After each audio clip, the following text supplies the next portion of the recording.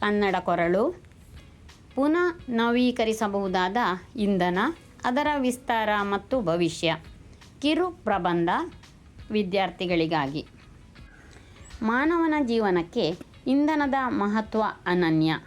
ಇಂದು ಪ್ರಪಂಚದಾದ್ಯಂತ ವಿದ್ಯುತ್ ಉತ್ಪಾದನೆ, ಸಾರಿಗೆ, ಕೈಗಾರಿಕೆ, ಮನೆ ಬಳಕೆ ಎಲ್ಲವೂ ಇಂಧನದ ಮೇಲೆ ಅವಲಂಬಿತವಾಗಿದೆ.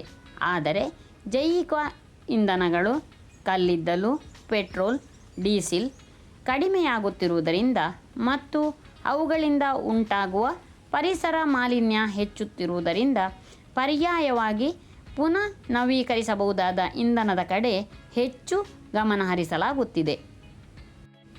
ಪುನಃ ನವೀಕರಿಸಬಹುದಾದ ಇಂಧನ ಎಂದರೆ ಏನು?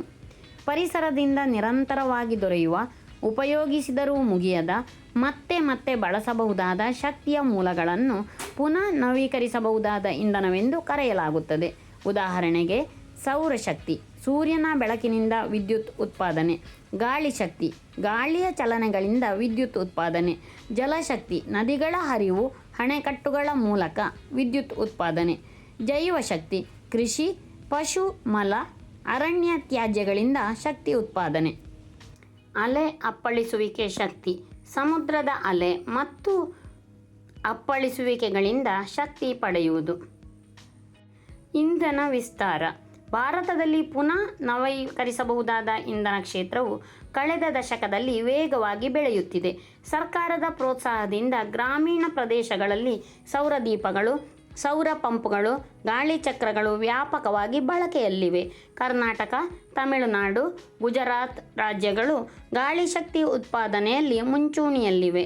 ಜಲವಿದ್ಯುತ್ ಅಣೆಕಟ್ಟುಗಳು, ವಿಶೇಷವಾಗಿ ಹಿಮಾಲಯ ಮತ್ತು ದಕ್ಷಿಣ ಭಾರತದ ನದಿ ತಟಗಳಲ್ಲಿ ಶಕ್ತಿಯ ಪ್ರಮುಖ ಮೂಲವಾಗಿದೆ.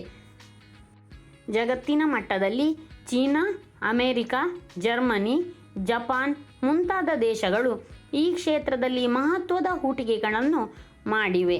ತಂತ್ರಜ್ಞಾನ ಅಭಿವೃದ್ಧಿಯಿಂದ ಇಂಧನ ಉತ್ಪಾದನೆಯ ವೆಚ್ಚ ಕಡಿಮೆಯಾಗುತ್ತಿದೆ. ಇದು ಸಾಮಾನ್ಯ ಜನರಿಗೆ ಲಭ್ಯವಾಗಲು ನೆರವಾಗುತ್ತಿದೆ.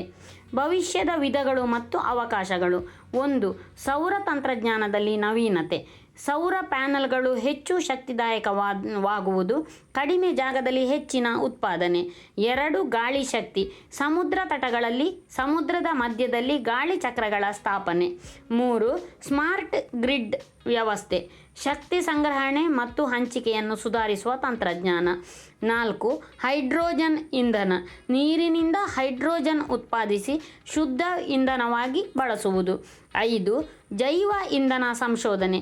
ತ್ಯಾಜ್ಯವನ್ನು ನವೀನ ವಿಧಾನಗಳಿಂದ ಶಕ್ತಿಯಾಗಿ ಪರಿವರ್ತಿಸುವುದು.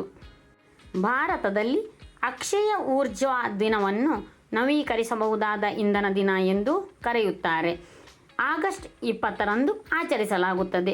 ನವೀಕರಿಸಬಹುದಾದ ಇಂಧನ ಮೂಲಗಳ ಪ್ರಾಮುಖ್ಯತೆ ಮತ್ತು ಸುಸ್ಥಿರ ಅಭಿವೃದ್ಧಿಯಲ್ಲಿ ಅವುಗಳ ಪಾತ್ರದ ಬಗ್ಗೆ ಜಾಗೃತಿ ಮೂಡಿಸಲು ಈ ದಿನವನ್ನು ಸಮರ್ಪಿಸಲಾಗಿದೆ. ನವೀಕರಿಸಬಹುದಾದ ಇಂಧನ ಉಪಕ್ರಮಗಳನ್ನು ಉತ್ತೇಜಿಸುವಲ್ಲಿ ಪ್ರಮುಖ ಪಾತ್ರ ವಹಿಸಿದ ದಿವಂಗತ ಭಾರತೀಯ ಪ್ರಧಾನಿ ರಾಜೀವ್ ಗಾಂಧಿಯವರ ಜನ್ಮ ವಾರ್ಷಿಕೋತ್ಸವವನ್ನು ಇದು ಸೂಚಿಸುತ್ತದೆ. ನವೀಕರಿಸಬಹುದಾದ ಇಂಧನವು ಭವಿಷ್ಯದ ಶಕ್ತಿ ಅವಶ್ಯಕತೆಗಳನ್ನು ಪೂರೈಸುವುದಷ್ಟೇ ಅಲ್ಲ, ಪರಿಸರ ಸಂರಕ್ಷಣೆಗೆ ಸಹ ಸಹಾಯಕ. ಇದು ಹಸಿರು ಗ್ರೀನ್ಹೌಸ್ ಅನಿಲಗಳನ್ನು ಕಡಿಮೆ ಮಾಡುತ್ತದೆ, ಹವಾಮಾನ ಬದಲಾವಣೆ ಪರಿಣಾಮವನ್ನು ನಿಯಂತ್ರಿಸುತ್ತದೆ ಮತ್ತು ಆರ್ಥಿಕ ಅಭಿವೃದ್ಧಿಗೆ ನೂತನ ದಾರಿಗಳನ್ನು ತೆರೆಯುತ್ತದೆ.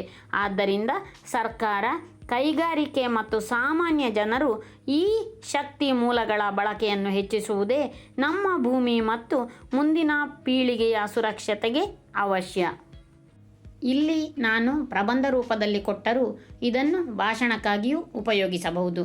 ಇದು ದಿವಂಗತ ಶ್ರೀ ರಾಜೀವ್ ಗಾಂಧಿ ಅವರಿಗೆ ಸಮರ್ಪಿಸಲಾಗಿದೆ. ಕೇಳಿದ್ದಕ್ಕಾಗಿ ಧನ್ಯವಾದಗಳು.